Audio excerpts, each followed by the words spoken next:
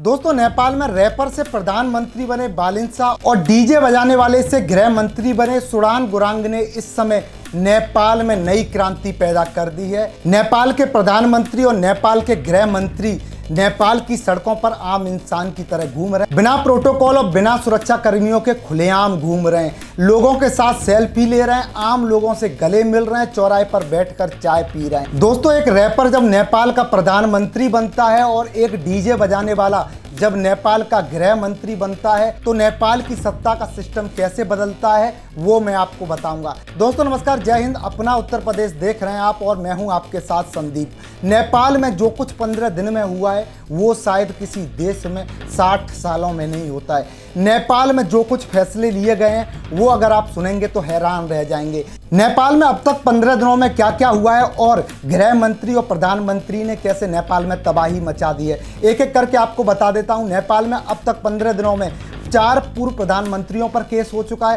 5 बार के प्रधानमंत्री शेर बहादुर का भी गिरफ्तारी वारंट जारी हो गया है। पूर्व प्रधानमंत्री केपी शर्मा गिरफ्तार हो चुके हैं। सरकारी ऑफिसों में नेताओं की फोटो नहीं लगेगी, वीआईपी कल्चर बंद होगा, नेताओं के काफिले अब सड़कों पर नहीं घूमेंगे और तो और कॉलेजों में राजनीति नहीं होगी। जनता अब नेताओं से हिसाब लेगी, जनता ही सरकार होगी।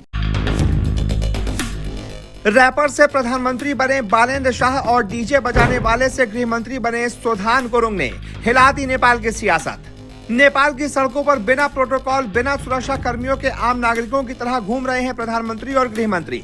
लोगों के साथ ले रहे हैं सेल्फी, चौराहों पर बैठकर पी रहे हैं चाय। दोनों ने मिलकर 15 दिन में लिए ऐसे ताबड़तोड़ एक्शन, जड़ से उखाड़ फेंक दिया नेपाल का पुराना सिस्टम। दोस्तों, नेपाल में चर्चा है कि रैपर से नेता बने बालेन्द्र शाह और डीजे कल्चर से जुड़े सुडान गुरुंग जैसे नए चेहरे नेपाल की राजनीति में ऐसी क्रांति ला रहे हैं कि पुराने दिग्गजों की नींद उड़ गई है। नेपाल में इस वक्त ऐसी हलचल मची है, ऐसी उथल पुथल कि पूरा दक्षिण एशिया हैरान है। नेपाल की राजनीति में एक नया ट्रेंड चल पड़ा है, जहां नेता वीआईपी नहीं, आम आदमी बनकर निकल रहे हैं। नेपाल के चर्चित युवा चेहरों में सबसे बड़ा नाम है बालेन्द्र शाह, जिन्हें लोग रैपर मेयर के नाम से जानते हैं। और दूसरी तरफ नेपाल सरकार के अंदर भी कुछ ऐसे चेहरे उभर कर आ रहे हैं जो सीधे सीधे सिस्टम पर हथौड़ा चला रहे हैं। नेपाल की सड़कों पर अब नेता बिना भारी प्रोटोकॉल के घूमते दिख रहे हैं, लोगों के साथ सेल्फियां ले रहे हैं, चौराहों पर बैठकर चाय पी रहे हैं और जनता के बीच जाकर सीधी बातचीत कर रहे हैं। मतलब नेपाल में अब वीआईपी कल्चर को चुनौती दी जा रही है। और इसी के साथ सिर्फ 15 दिनों में नेपाल में ऐसे ताबड़तोड़ फैसले सामने आए हैं जिनकी चर्चा अब नेपाल से निकलकर पूरी दुनिया तक पहुंच रही है। 15 दिन में मंत्री बर्खास्त। सबसे पहला धमाका, नेपाल में 15 दिन के अंदर मंत्री को बर्खास्त कर दिया गया।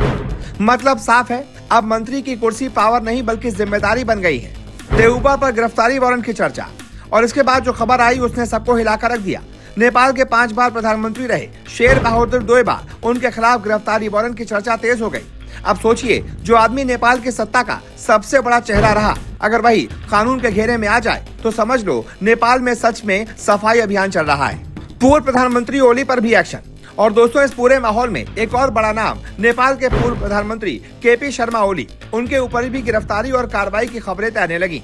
अब ये कोई मामूली बात नहीं है, यहाँ सीधा संदेश जा रहा है, नेपाल में अब बड़े नाम नहीं बल्कि कानून बड़ा है। सरकारी ऑफिस से नेताओं की तस्वीरें आउट और अब नेपाल ने सिस्टम की जड़ पर हाथ डाल दिया है।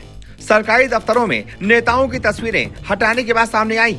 मतलब साफ है, अब सरकारी दफ्तर पूजा स्थल नहीं होंगे, यहाँ सिर्फ काम होगा।